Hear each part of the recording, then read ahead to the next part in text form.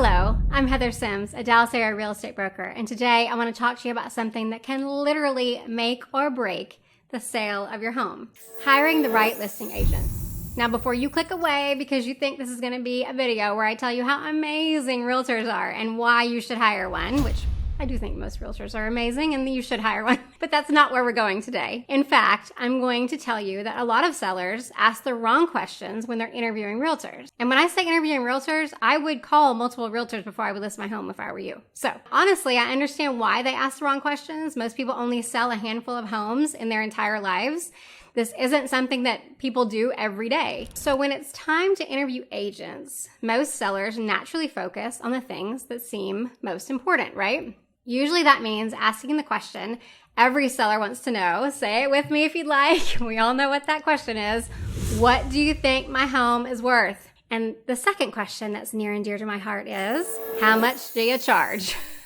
Right? Those are the two questions. Now, don't get me wrong. Those are important questions, but they are definitely not the only questions that you should be asking, right? Because here's a fact you need to know. And yes, this is a fact and not an opinion, if I do say so myself. The realtor who gives you the highest price estimate for your house is not necessarily the best realtor. And likewise, the realtor with the lowest commission isn't necessarily going to put the most money in your pocket at the end of that house sale. In fact, sometimes the exact opposite is true. One of the oldest tricks in real estate is winning the listing by telling a seller exactly what that seller wants to hear. The problem is that eventually the market gets a vote, and the market doesn't care what your realtor promised you. So today, what I want to do is I want to walk through the 5 questions that I think every seller should be asking before they hire a listing agent. I'm also going to give you a little hint as to how that question should be answered. So, okay, here we go. First question. How did you determine my home's value? Notice I didn't say, what is my home worth? Because every realtor can throw out a number. Even Zillow can throw out a number. The better question is, how did that realtor arrive at that number? Did they analyze comparable sales? Did they look at active competition? Did they account for upgrades? Did they consider the condition of the home? Did they evaluate what today's buyers are actually purchasing in today's market?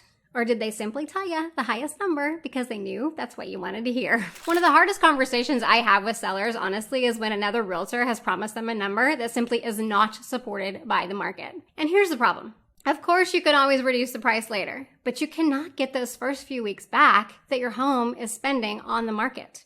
Those first few weeks are when buyer excitement for your home is going to be at your highest, and you don't want to waste that window being at the wrong price. For example, when I price a home, I am looking primarily at sold properties because those are proven market values. I'm also looking at active competition, pending sales, current market conditions, location, lot characteristics, upgrades. And I may not know every improvement you've made until I actually walk through your home and talk with you, but that's all part of that process of coming up with a value together. If an agent walks through your house for 15 minutes and immediately gives you a number without showing any of their work, like in math class, right, when you're a kid, I would definitely have some concerns.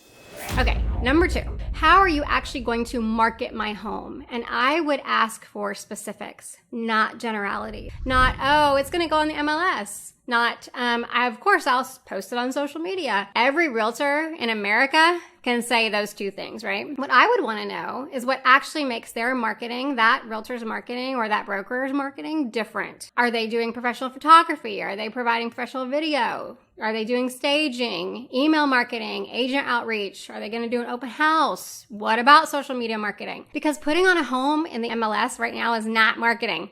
That's simply where everything begins. For example, all of my listings include professional staging, professional photography, professional video.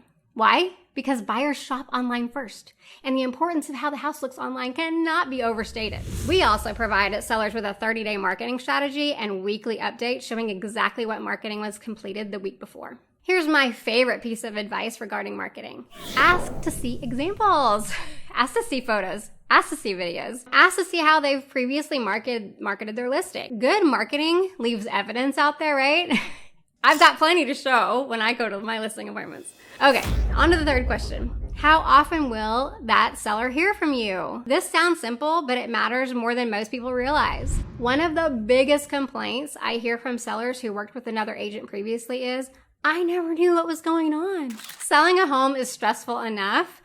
you shouldn't be wondering whether your agent has just disappeared, right? Ask what communication is going to look like. Will that agent call? Will they text? Will they email? How often should you expect to hear from them? Will they proactively update you or only respond when you reach out? Honestly, I hear communication complaints far more than I hear even realtor commission complaints. Sellers can handle bad news. What they struggle with is no news. Most people do not expect perfection, but they expect communication. My sellers receive weekly updates every Monday, whether we have exciting news or not. Sometimes the update is great. We've had a ton of showings and all that. Sometimes it's like, here's what we're doing and here's what the market's telling us. But either way, you're not wondering what's happening with your house. Communication is really one of the things I take very seriously because it dramatically reduces seller stress. Okay, next question. On to question number 4. What happens if my home doesn't get showings? And this is a common question these days with the lack of market activity. Every agent has a plan when things are going well. The real question is what happens when things aren't going well. If your home sits for 2 weeks with little activity, what is the strategy? Is that agent going to be reviewing the photos? Are they going to be reviewing the marketing, the pricing, the competition? What about showing feedback if there have been showings? The answer should not be, we'll just wait. Now, I will say that as I'm recording this in July of 2026, 1 or 2 showings a week is actually pretty normal in many price ranges.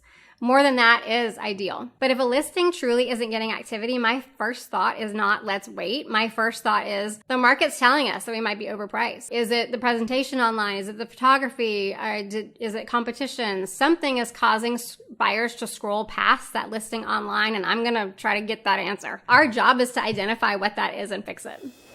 Okay, on to number 5. What happens if my home gets showing, but we don't get offers? Because that's really kind of a different problem than not getting showings at all. No showings usually means buyers aren't interested enough to come see the home. Showings with no offers means buyers are interested enough to visit, but something is stopping them from pulling the trigger after they visit the home. Maybe it's the condition, maybe it's the price, maybe it's the presentation in the home, maybe it's a combination of factors. A good listing agent should understand the difference and have a plan for both of those scenarios. If buyers are seeing the home and not writing offers, then we need to figure out what's happening during the showing itself. Is there maybe a smell?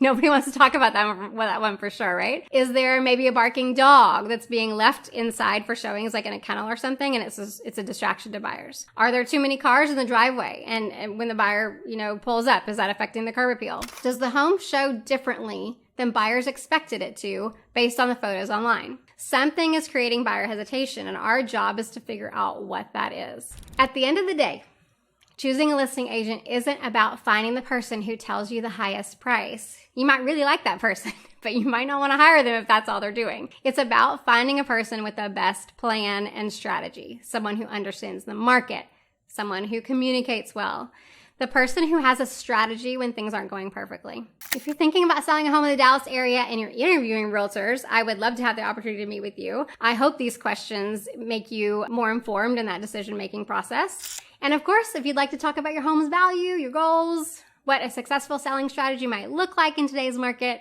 I am more than happy to help. So that's all I have for you today. Thanks so much for watching, and I'd love to see you next week on another edition of All Things Real Estate. All things real estate, all things real estate.